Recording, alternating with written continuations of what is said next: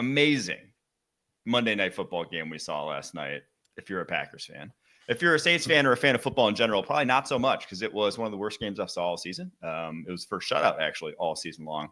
But have the Packers, I think, winning 34-0, have they done enough over the past few weeks since that loss to Detroit to make you think that maybe the next time around they ain't losing that game to one of those top teams that unfortunately they've lost to pretty much every time they face them this season? Pete, you go first. I've got some strong takes. Well, I have the Packers in the Super Bowl before the season, so you know that my answer to that is yes. I absolutely believe they can. Here's the difference between this Packers team and other ones.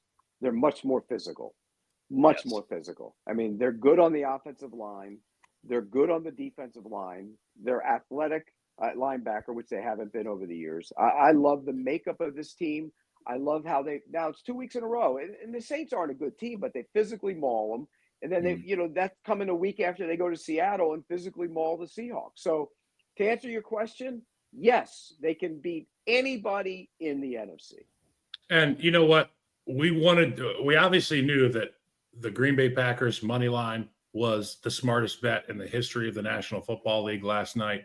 It's the first opportunity for the Saints to go and play in a cold game. Spencer Rattler is not the guy yet, in my opinion. And the Green Bay Packers and their fans, they wanted not only to go in there and win that football game, but they wanted to dominate. And when you wake up this morning and you're looking over Pete Prisco's power rankings, you take a look at that 34-0 score. It's obvious to me that this Packers wanted to prove a point, and they have. And you take a look at last year, the run that the Packers went on, how hot Jordan Love got. And you add to that equation Josh Jacobs. And I feel like that opening drive for the Green Bay Packers is indicative and a message to those teams around the league to think they can hang around with one of these groups. And as Pete put it so eloquently, they got guys everywhere. They can do any number of things. They're a physical group. And obviously, couple that with Matt LaFleur's genius. This is a tough team to stop. And you and I both know, Pete, it's all about who's hot when. And for whatever reason, the Packers get hot when it gets cold, and Jordan Love seems to get streaky when it's necessary. So the Packers, every bit as dangerous as those other two NFC North teams, in my opinion. Obviously, a lot's being made of the Vikings and the Detroit Lions. But this Packers team, man, I don't know who wants to play the Packers right now. That's a great point. I don't want to play the Packers right now if I'm any of the top teams in the NFC, because the last 4 wins, they've won by an average of 23 points. And now it's come against kind of that tier of teams that are like fringe playoff teams. It's 49ers, Dolphins, Seahawks, Saints. But they are blowing them out. They're saying we are not just barely sneaking into the playoffs. We deserve to be in that top tier. And now they're going to get a chance to prove it against Minnesota Vikings this week, that they really are in that, but just, had their stumbles along the way, more so than obviously the Eagles, Lions, and Vikings have had. But I do agree with Pete's initial point that this offensive line, combined with Josh Jacobs, they can move the ball on pretty much anyone. And the difference in why they've lost so many of the playoff games in recent years is that they were a kind of a finesse run game with Aaron Jones, and just what they were doing offensively. And they kind of dictated, or they were very, when they put A.J. Dillon in, you knew it was going to be certain run concepts. When they put Aaron Jones in, you knew it was going to be certain run concepts. They were almost telegraphing by which running back was in the game what they were going to try to do offensively. Now that's not the case, and especially with this running game. Josh Jacobs can do stuff that Aaron Jones did as a receiver, while also running the run concepts that A.J. Dillon did, while also not being banged up seemingly every single January the way Aaron Jones was as well. So I think that's the biggest difference that makes this team feel a little bit different than even like the teams that were the 1 seeds back in like 2020, 2021, to my opinion. Mike, and you go to that opening drive, and I talk about Matt LaFleur's ability to scheme up offenses and put yourself in advantageous situations. They ran for the offensive line. The call would be to the offensive line, 22 Haas, halfback Harry, which means halfback slow screen to the right. But the action was pitch 38 to Josh Jacobs. He already outflanks the lineman. He catches the ball in space. I said, what the hell kind of play is this? Puts his foot in the ground, gets underneath. The offensive linemen are in lockstep. It reminds me a lot about that Kansas City Chiefs screen game with those inside 3. They can do any number of things in the screen department. And in this day and age, you don't just kick people's ass up front and win. You have to kick people's ass up front and have an offensive coordinator that's creative. Yes. And have that offensive mind. And the Packers have that. Add to that Jordan Love, and it's like, what the hell is going on? The Green Bay Packers, they just never have a down year, man. But here's the other thing. If you look at the offensive line as a individual parts, you look at it and say, okay. Now, Zach Tom's been really good at right tackle. Yes. And Jenkins is a mauler at left guard. Ryan's been really good at right guard this year. The center's probably the weakest link of the group. And then you look at the left tackle, who's played well at left tackle, Walker. So it's a good group, but I think they're better together than you would if you picked them apart and individually rated them. Yeah, that's a good point. And I think even though Josh Myers at center is, I agree, the weak link, that's still like a very powerful interior trio. I mean, you saw it on one of their sneaks last night when they go doubles up front, duo runs, that sort of thing. They can generate movement, and specifically Sean Ryan at right guard is the guy who really explosive off the ball. So when him and Tom get together, their runs off that side, very effective so far this season. Looking like Josh Sitton last night with that hair flowing out of the back of his helmet. It was giving me flashbacks. I know it was for you too, Mike.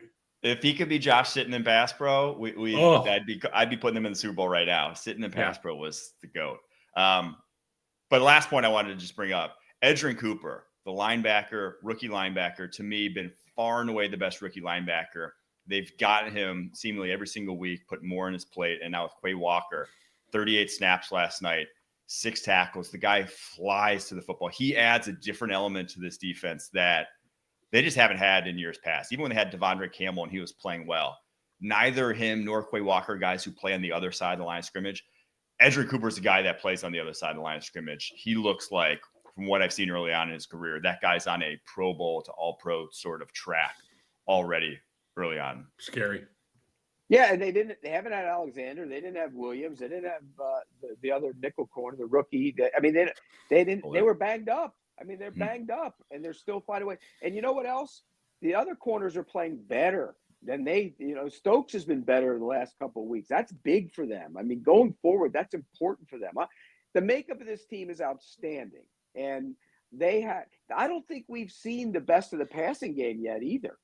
That's something all year that's kind of guys have been in and out and guys have been hurt. Now Watson's dinged up. I don't know how bad he's dinged up, but I don't think we've seen the best of the passing game. They are, in my mind, the most dangerous team in the NFC right now in terms of going on the road and winning games, because they're going to have to go out on the road. We know that. They're going on the road. Don't make Mike smile like that. Yeah. You sicko. You sicko. That's the Christmas come early there, Pete. Thank you so much. But Mike, shutting out.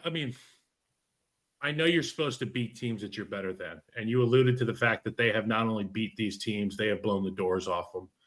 In the NFL, that doesn't happen. And when it does happen, you put a team like the Detroit Lions at the top of the power rankings, and you say they are just a standalone. They're the best because they beat the you-know-what out of football teams. That's what we're seeing from the Green Bay Packers. So pick your poison in that NFC North. But to Pete's point, I love this group. There aren't many question marks. I'm not worried about the injuries on the defense like I am in Detroit. I'm not worried about the potential of Sam Darnold turning into a pumpkin, because we've seen it before with Jordan Love. And they throttled some teams last year down the stretch, including a red-hot Dallas Cowboys football team on the road. So it remains to be seen how long this Packers team can keep this run going. Let's hope they didn't start too early with this run this year, but it's going to be a lot of fun. And the Packers are right there at the top of the crop. Kyle, you mentioned Jordan Love, and if you look at his numbers from December 1st on the last 2 seasons, they're amazing. He has been outstanding down the stretch. This is a guy, he's not turning the ball over. And that goes back to your running game. Having the running game being what it is, it doesn't put a lot of pressure on him. That's why I say we haven't seen the best of their passing game. At some point, we're going to need to. It's going to happen. It might happen this week against the Vikings, but they're going to need to throw the football better than they've been throwing it, and maybe even more than they've been throwing it. But they can, and I think he's capable of it. Not turning the ball over and not taking sacks. He's taken 4 sacks in his last 8 games. 4 sacks in 8 games. Score 34 points, give up 0 points. Are you kidding me? It's like that high school team, the public school team that travels down to the private school and just, shows them how they play a little bit of ball. It's That ain't supposed to happen, bro. I don't Wait, care. wait. Is the public school showing the private school? Because that ain't happening anymore. The private school's kicking the daylights out of the public school nowadays. They recruit. Depends on where you're at, I guess.